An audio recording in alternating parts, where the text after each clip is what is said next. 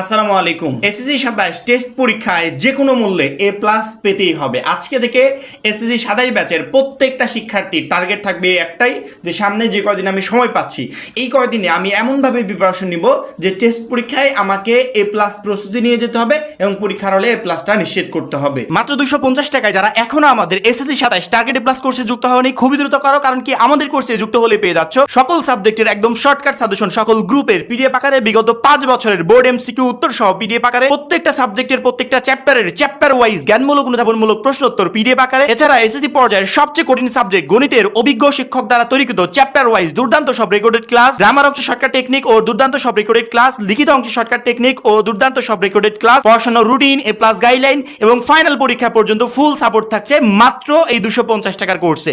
আমাদের কোর্সে যুক্ত হতে স্ক্রিনে দেওয়া নাম্বারে 250 টাকা কোর্স ফি পাঠিয়ে এই নম্বরেই হোয়াটসঅ্যাপে আমাকে জানাবে কোর্স ফি পাঠিয়েছি, সাথে সাথে তোমাকে গ্রুপে যুক্ত করে নিব। তখন থেকে শুরু হবে তোমার এই প্লাস প্রস্তুতি। যখন আমরা 2027 ব্যাচকে নিয়ে কথা বলছি তখন পরীক্ষার সিস্টেমে আমূল পরিবর্তন আসছে, আগের মতো আর নাই যে আমি স্কুল পর্যায়ে একরকম করে পড়ে গেলাম বা একরকম করে পরীক্ষা দিয়ে গেলাম, বোর্ড পরীক্ষায় গিয়ে হয়তো বা তার থেকেও ইজি হবে। আমরা আগে এক সময় এই কথাগুলো বলতাম যে স্কুল পর্যায়ে যদি একটা শিক্ষার্থী একটা সাবজেক্টে 50 পায় তাহলে বোর্ড পরীক্ষায় গিয়ে সে ইজিলি 60 পেয়ে যাবে, আবার স্কুল পর্যায়ে 70 পেলে বোর্ড পরীক্ষায় গিয়ে প্লাস পেয়ে যাবে, এমনটা বলতাম। কারণ কি স্কুলের টিচাররা একটু হার্ড করে খাতা দেখতো, সেক্ষেত্রে বোর্ড পরীক্ষায় গিয়ে ওই শিক্ষার্থীটা ওই সাবজেক্টে অবশ্যই ভালো একটা রেজাল্ট করবে। কিন্তু এখন এই কথাগুলো বলতে পারি না, কারণ কি এখন বোর্ড পরীক্ষার খাতা দেখার ক্ষেত্রে আমূল পরিবর্তন আসছে, অনেক কিছু পরিবর্তন করা হয়েছে। সেক্ষেত্রে স্কুলের এই পরীক্ষাগুলো শুধুমাত্র আমাকে বলে দিবে যে আমি আমার বোর্ড পরীক্ষার জন্য কতটুকু প্রস্তুত আছি। আমরা যে টেস্ট পরীক্ষা নিয়ে কথা বলছি এই টেস্ট পরীক্ষাটা হচ্ছে অঘোষিত একটা ফাইনাল, অর্থাৎ ফাইনাল পরীক্ষার মতোই।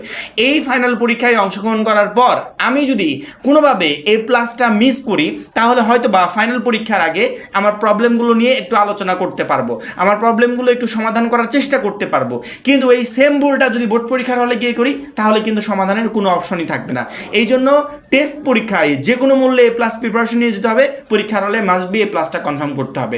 2027 সালে পাস করার প্রিপারেশন নিয়ে পরীক্ষার হলে গিয়ে ভালো মতো একটা জিপিএ নিয়ে চলে আসবো, এরকম চিন্তা করা টোটালি বোকামি। পাস করার প্রিপারেশন নিয়ে যারা পরীক্ষার হলে যাবে যে কোনো রকম পাস করা বা কোনো রকম একটা জিপিএ পেলে হয়ে যাবে, তারা সবচেয়ে বড় ভুল করবে এবং এর ভিতর most of the student totally পরীক্ষায় ফেল যাবে, মানে পাস তো করতেই পারবে না, একদম টোটালি ফেল যাবে।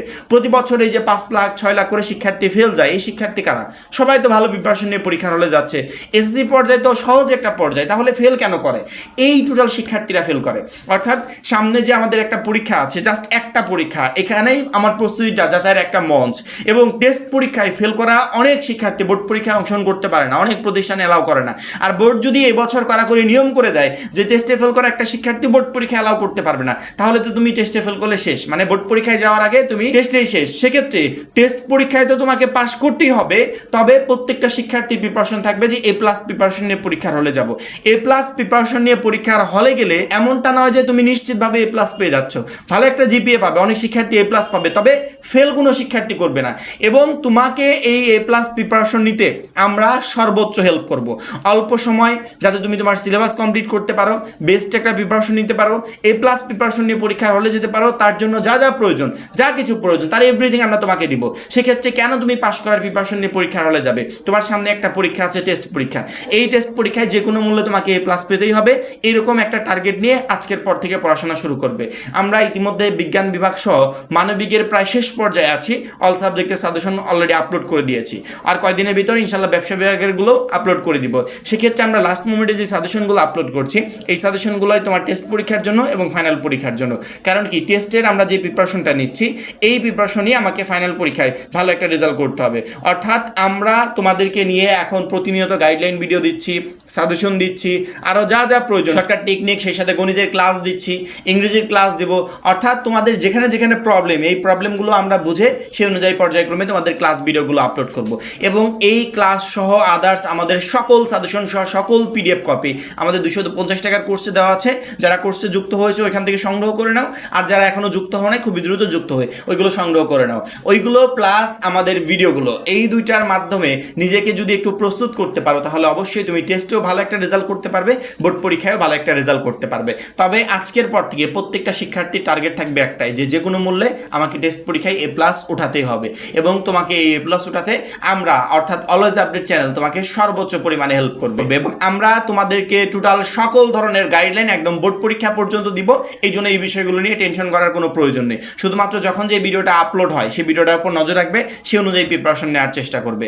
আমার মনে হয় প্রত্যেকটা শিক্ষার্থীকে বোঝাতে পেরেছি। প্রত্যেকটা শিক্ষার্থী নিজেকে একটা গাইডলাইনের ভিতর দিয়ে নিয়ে যাও। অগোছালো পড়াশোনায় তুমি কিছুই করতে পারবে না। সামনের এই কয়দিন যদি একটা নির্দিষ্ট গাইডলাইন ফলো করে, একটা রোডম্যাপ ফলো করে এগোতে পারো, তাহলে অবশ্যই তুমি টেস্টেও একটা ভালো কিছু করতে পারবে, বোর্ড পরীক্ষায়ও ভালো একটা রেজাল্ট করতে পারবে। আশা করি প্রত্যেকটা শিক্ষার্থীকে বোঝাতে পেরেছি। এখন এই পর্যন্তই। পরবর্তী ভিডিওর জন্য অবশ্যই চ্যানেলটাকে সাবস্ক্রাইব করে রাখবে। আর যারা এখনও আমাদের এসএসসি 27 টার্গেট প্লাস কোর্সে যুক্ত হওয়া নাই, খুবই দ্রুত যুক্ত হয়ে যাবে। সবাই ভালো থাকবে, সুস্থ থাকবে। আল্লাহ হাফেজ।